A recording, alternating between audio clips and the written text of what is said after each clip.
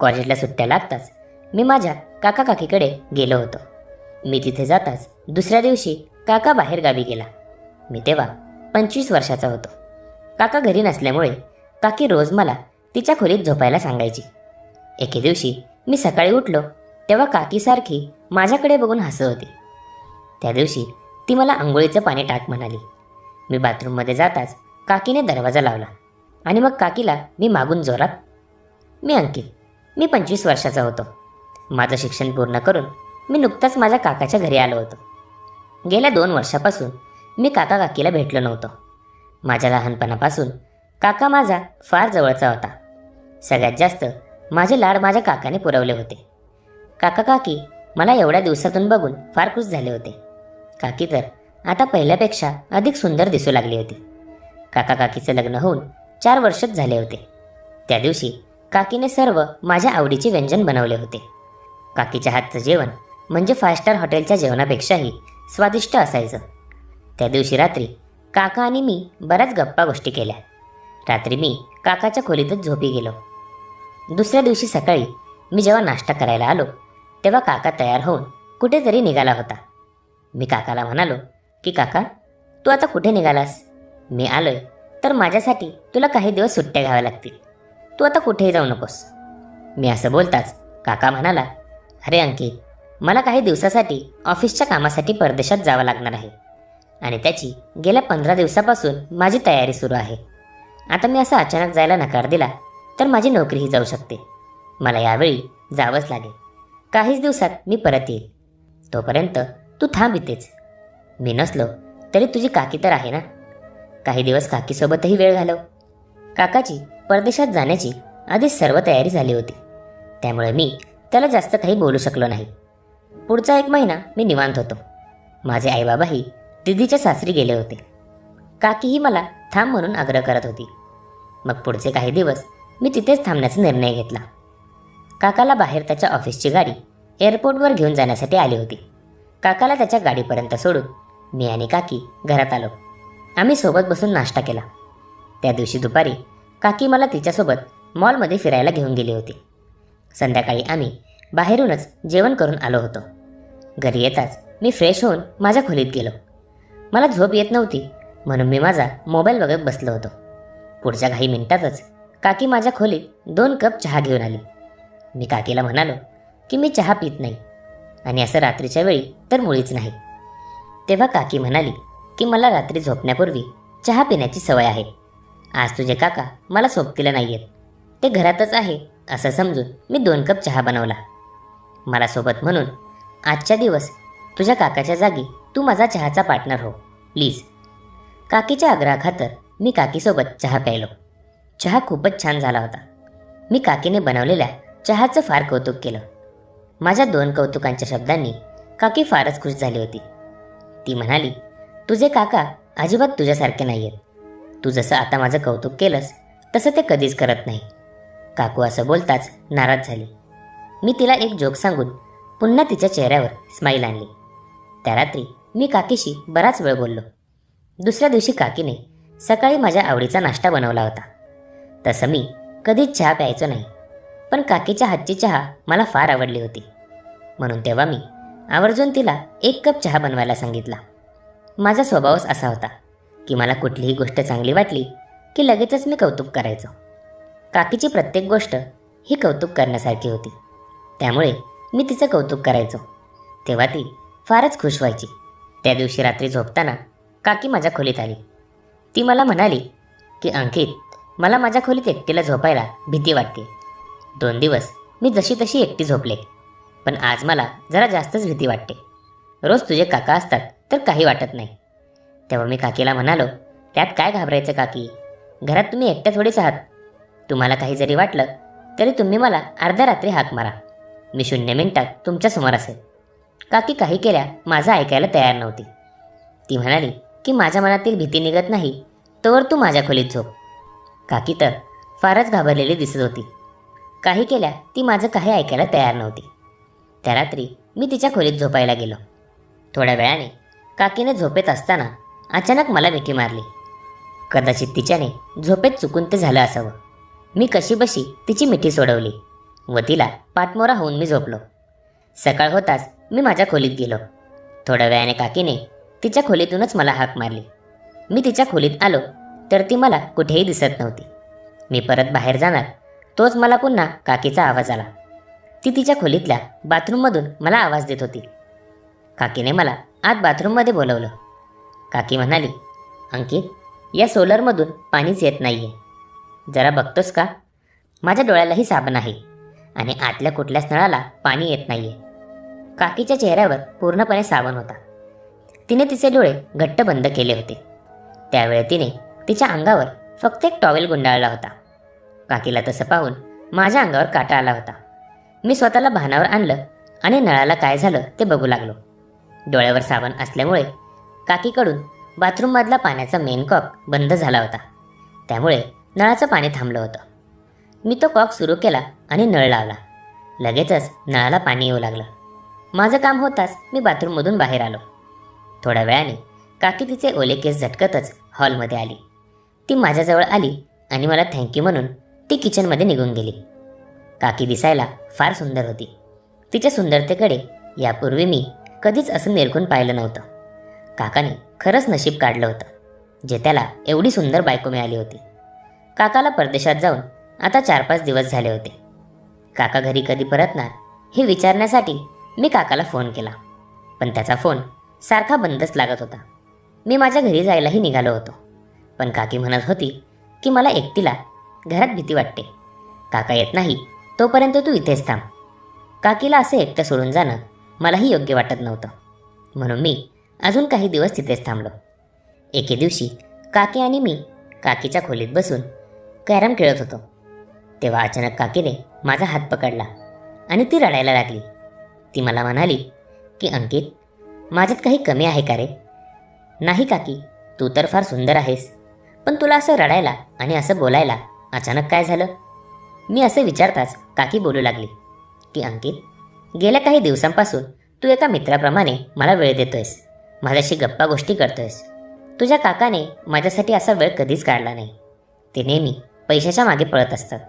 त्यांना माझी जराही काळजी नाही आहे. आमच्या लग्नाला आता 4 वर्ष होत आलेत. आजपर्यंत मला हवं ते सुख तुझ्या काकाकडून कधीच मिळालं नाही, पण गेल्या काही दिवसांपासून माझ्यासोबत तू जो वेळ घालवतो आहेस त्याने मला खूप आनंद मिळतोय. असं बोलून काकीने माझ्या खांद्यावर तिचं डोकं ठेवलं. काकीला मी काय समजवावं ते मला समजत नव्हतं. काही वेळाने काकीचा फोन वाजला. तेव्हा ती भानावर आली आणि त्या खोलीतून ती बाहेर गेली. गेल्या काही दिवसांपासून मी काकीच्या खोलीतच झोपू लागलो होतो. काकीची रात्री झोपण्यापूर्वी चहा पिण्याची सवय मलाही लागली होती. मीही रोज रात्री झोपण्यापूर्वी चहा पिऊन झोपायचो. काकीच्या खोलीत झोप फार छान यायची, पण पुढे माझ्या आणि काकीमध्ये जे काय होणार होतं त्याची मला आणि काकीला जराही कल्पना नव्हती. त्या रात्रीनंतर दुसऱ्या दिवशी जेव्हा मी सकाळी झोपेतून उठलो तेव्हा मला स्वतःला पाहून मीच घाबरलो होतो. कारण तेव्हा माझ्या अंगावर माझा शर्ट नव्हता. फक्त एक छोटी बरमुडा माझ्या अंगात होती व माझ्या मानेवरचे निशाणेही दर्शवत होते की माझ्यात व काकीमध्ये नक्की काहीतरी झालं होतं. पण काकी तेव्हा खोलीत मला कुठेही दिसत नव्हती. मी पटकन उठलो, माझे कपडे घातले आणि मी हॉलमध्ये आलो. काकी तेव्हा बाहेरून भाजी घेऊन घरात येत होती. काकी तर अगदी हसतच घरात आली होती. मला पाहून ती अजिबातच दचकली नव्हती. ती मला बघताच गुड मॉर्निंग म्हणाली. काल रात्रीनंतर आज मला खूपच आराम मिळाला आहे असं ती म्हणत होती. त्या दिवशी नाश्ता न करताच मी माझ्या खोलीत गेलो. मी स्वतःला काही वेळ खोलीत बंद करून घेतलं होतं. काकीसोबत मी काय करून बसलो होतो ते काही मला समजत नव्हतं. मला काल रात्रीचं काहीच कसं आठवत नव्हतं आणि काकी त्याबद्दल काहीही बोलली नव्हती. म्हणजे मी जो विचार करत होतो कदाचित तो सर्व माझा भ्रम होता. मी जो विचार करून बसलो होतो ते एक वाईट स्वप्न म्हणून मी तिथेच विसरलो व माझा आवरून मी माझ्या खोलीतून बाहेर आलो. काकी रोजसारखीच माझ्याशी वागत बोलत होती. तिच्या वागण्यात जराही बदल मला जाणवत नव्हता. पुढचे अजून काही दिवस उलटले. काकीच्या फोनवरून 1-2 वेळा काकासोबत माझं बोलणं झालं होतं. काकाने सांगितलं की पूर्ण 1 महिन्यानंतर तो परदेशातून परतणार आहे. तो येत नाही तोपर्यंत त्याने मला काकीसोबतच थांबायला सांगितलं होतं. माझ्या आईबाबाचाही त्यासाठी होकार होता. सगळ्या मोठ्यांचं बोलणं मी टाळू शकत नव्हतो. एके दिवशी काकी आणि मी बाहेरील गार्डनची साफसफाई करत होतो. तेव्हा गप्पा करता करता काकीने मला विचारलं की अंकित, तुझी कोणी गर्लफ्रेंड आहे का?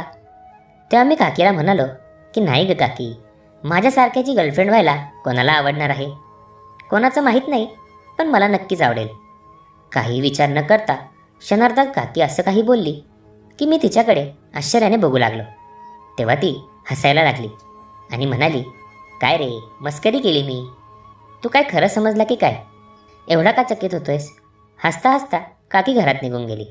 मस्करी समजून मी त्या गोष्टीकडे दुर्लक्ष केलं. काकी कधी कधी मस्करी करायची की तिच्या मनातल्या माझ्याविषयीच्या भावना ती व्यक्त करायची, तेच समजायचं नाही. पुढच्या 2-3 दिवसांनी काकीला अचानक मळमळू लागलं. तिला मी हॉस्पिटलमध्ये घेऊन गेलो. डॉक्टरांनी तिचं चेकअप केलं. तेव्हा समजलं की काकी प्रेग्नेंट आहे. काकीची खुशखबर ऐकून मी फार आनंदी झालो होतो. मी आनंदातच काकीला मिठी मारली. मी तिला सांभाळून घरी घेऊन आलो. घरी येताच मी काकाला फोन लावू लागलो, पण काकीने माझ्याकडून माझा फोन हिसकवला. तेव्हा ती म्हणाली की काकाला फोन लावू नकोस. तुझ्या काकाला आणि दुसरं कोणालाही माझ्या प्रेग्नन्सीबद्दल कळू देऊ नकोस. पण का काकी? एवढी आनंदाची बातमी आहे, ती तू सर्वात आधी काकाला सांगायला हवी. ही खुशखबर ऐकताच काका कसा पळतच घरी येईल बघ. मी असं बोलताच काकी म्हणाली की माझ्या पोटातलं बाळ हे तुझ्या काकाचं नाही आहे, या बाळाचा बाप तू आहेस. काकी असं बोलताच मी तिच्यावर चिडलो. मी तिला म्हणालो की काकी, तू काही काय बडबडतेस? तुझ्या पोटातील बाळाचा बाप मी कसा असू शकतो? तेव्हा काकी म्हणाली की हो अंकित, तूच आहेस या बाळाचा बाप. जर तुला खोटं वाटत असेल तर आपण आत्ताच जाऊन टेस्ट करूयात, तेव्हा सगळं काही तुला समजेल. गेल्या काही दिवसापासून तू रात्री माझ्यासोबत कसा वेळ घालवतोयस विसरलास का? तू रात्री माझ्यासोबत वेगळा वागतोस आणि सकाळ होताच तू घरात असा वावरतोस की जसं आपल्यात काहीच झालं नाही. अंकित, तुझी माझ्यावर असलेली नजर मला चांगलीच लक्षात आली आहे. काकी ते सर्व खरं बोलत होती असंच मला वाटत होतं, कारण त्या दिवशी मी जो भ्रम समजलो होतो तो भ्रम नव्हता कदाचित. ते सर्व कित्येक रात्रीपासून घडत होतं, पण अजूनही मला त्यातलं काहीच कसं आठवत नव्हतं. मी तेव्हा काकीची माफी मागू लागलो. मी तिला म्हणालो की काकी, मला माफ कर. माझ्याने जे झालं ते सर्व चुकून झालं. मला तुझा आणि काकाचा संसार तोडायचा नाही आहे. प्लीज ते सर्व आपण इथेच विसरू. मी आत्ताच्या आत्ता माझ्या घरी जातो. काकी, प्लीज तू याबद्दल कोणालाही काही सांगू नकोस. तू तुझा गर्भपात करून घे. मी असं बोलताच काकी म्हणाली की ठीक आहे, मी या बाळाला तुझं नाव देणार नाही, पण तुला यातून वाचायचं असेल तर तुला लग्न करावं लागेल. लग्न? मी आश्चर्यचकित होऊनच म्हणालो, लग्न वगैरे ही तू काय बोलतेस काकी? तेव्हा ती बोलू लागली की उद्या दुपारी तू लग्नासाठी तयार राहा. सर्व काही तुला तेव्हाच समजेल. काकी ते सर्व काय बोलून गेली होती ते काही मला समजत नव्हतं. मी तर फार विचारात पडलो होतो. माझ्या आईबाबांना व काकालाही मी काहीच सांगू शकत नव्हतो. तो दिवस माझ्या आयुष्यातला सगळ्यात खराब दिवस होता. कसाबसा तो दिवस संपला आणि दुसरा दिवस उजाडला. काकीने मला नवरदेवासारखे कपडे आणून दिले. काकी ही नवरीप्रमाणे नटली होती. मी तयार होऊन हॉलमध्ये आलो. तिथे काकीने सर्व लग्नाची तयारी करून ठेवली होती. काकी माझ्याशी लग्न करणार असंच मला वाटत होतं, पण तसं काहीच झालं नाही. काकी घराच्या दरवाजातून एका मुलीला घेऊन आत आली. ती मुलगी लहान मुलाप्रमाणे वागत होती. ती तर मला वेडी दिसत होती. काकीने त्या मुलीला माझ्या शेजारी आणून बसवलं. माझ्या शेजारी बसताच ती मुलगी मला बोचकू लागली. मी एक धडधाकट मुलगा असून मला त्या वेळीची भीती वाटत होती. लग्नाच्या विधी सुरू होणार तोच माझा काका मला घराच्या दारात दिसला. काकाला पाहून मी आनंदही झालो होतो आणि घाबरलंही होतो. काकाला पाहून काकी मात्र घाबरलेली दिसत होती. काकाने घरात येताच ते लग्न थांबवलं. तो म्हणाला की अंकित, तू हे काय करतोयस? मी काही बोलणार तोच काकी म्हणाली की अंकित माझ्या बहिणीवर प्रेम करतो. काकी मला काकासमोर विचारू लागली. माझी सत्यता त्या मुलीशी लग्न केल्यावरच गुपित राहणार होती, म्हणून मी माझा त्या लग्नाला होकार आहे असं काकाला सांगितलं. त्या बेडसर मुलीवर माझं प्रेम आहे हे काका मान्य करायला तयार नव्हता. तेव्हा काकीने त्याला तिच्या मोबाईलमधून काही फोटोज दाखवले.